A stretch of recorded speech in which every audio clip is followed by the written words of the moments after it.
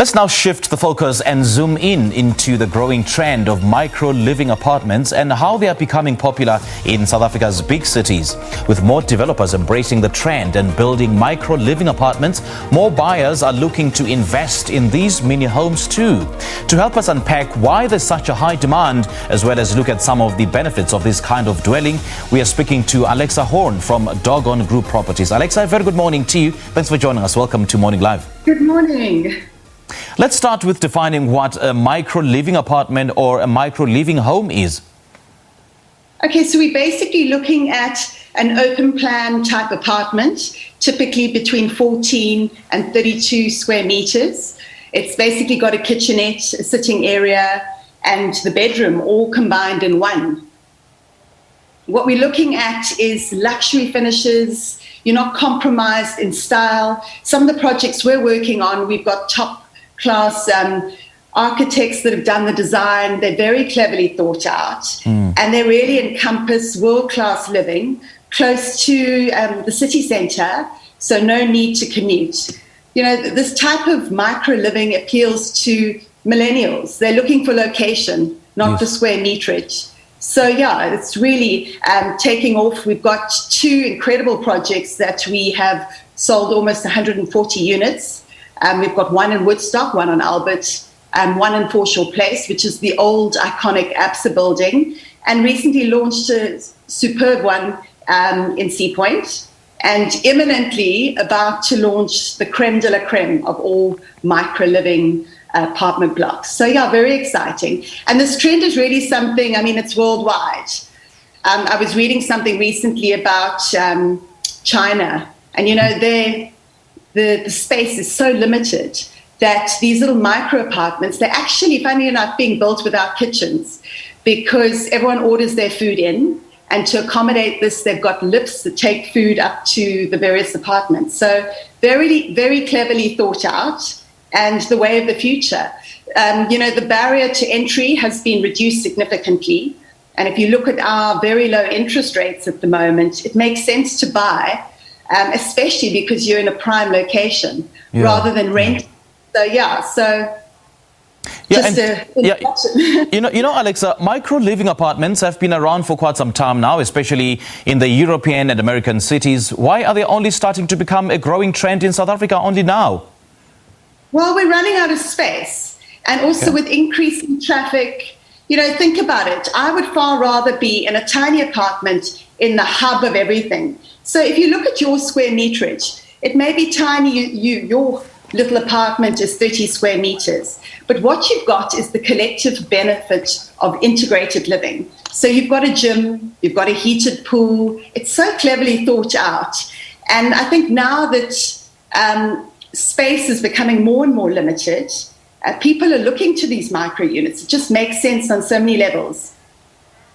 Could the harsh economic times we are in due to the COVID-19 pandemic also contribute to this growing trend? Well, 100%, because when finances are tough and tight, you know, you look to reduce your expenditure.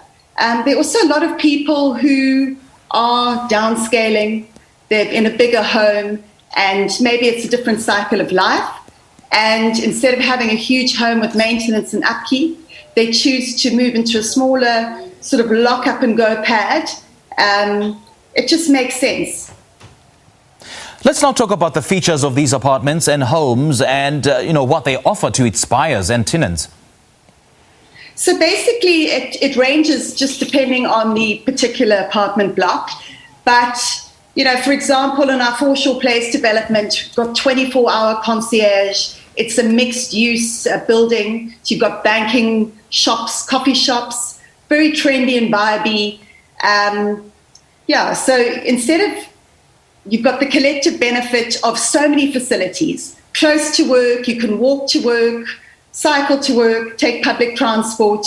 And I think all in all, it just impacts on your quality of living, being close to where you work.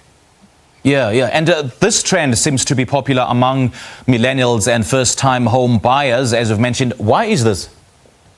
Oh, absolutely. Like I alluded to earlier, millennials want to be in the heart of the action. They don't want to spend time commuting. So they're opting for less square footage and rather being in the prime location. And I've also heard of a lot of millennials that don't even want to buy a car. They're Ubering everywhere, they're close to where they need to be. So, yeah, very, very popular. And you've also been seeing this market becoming more and more appealing, especially for the newly retired who are downscaling. No, absolutely. They don't want the fuss and the maintenance of a big home. They want to have a little pad right in the city centre where all the lovely restaurants are. And it makes sense from that perspective. And where can one find such apartments or home in South Africa? So just looking at the projects that we have, our first project was in Woodstock, one on Albert, and there were 140 apartments. We've sold 90 so far, so it's been hugely popular and successful. Done by award-winning architect Louis Carroll, heated pool. And, you know, when we look at the finishes on these apartments, you think low ticket price, maybe it's a compromised sort of finish that we're looking at. But not, we're looking at Smeg appliances, really beautifully and tastefully done apartments. Then our second project, Foreshore Place, is the old ABSA building, and which is corner Riebeck and Adderley Street. Really an iconic 70s building that has been redone so beautifully. And our latest project is in Sea Point, the Ivory, which is a prime location. It's Fresno bordering Bantry Bay and Sea Point, and there are 31 apartments. And yeah, very, very exciting. A new project to be launched imminently. I've sworn that I won't say a thing yet. So, yeah, lots on the go. Okay, do share some tips, if you can, with our viewers on how to choose a perfect micro apartment. Well, you know what? It comes down to affordability. You need to be close to where you work.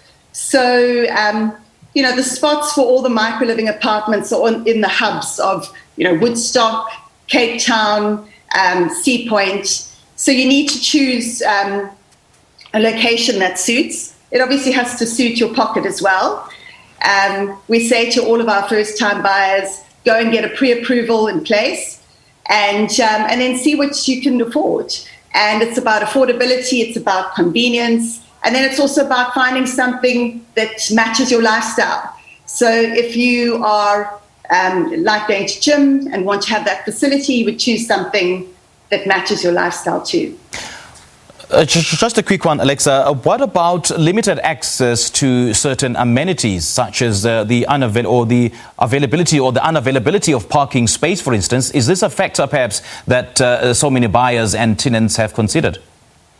Well, so with a lot of these micro units, the focus is on keeping the ticket price down. Okay. But there are options to buy parking bays.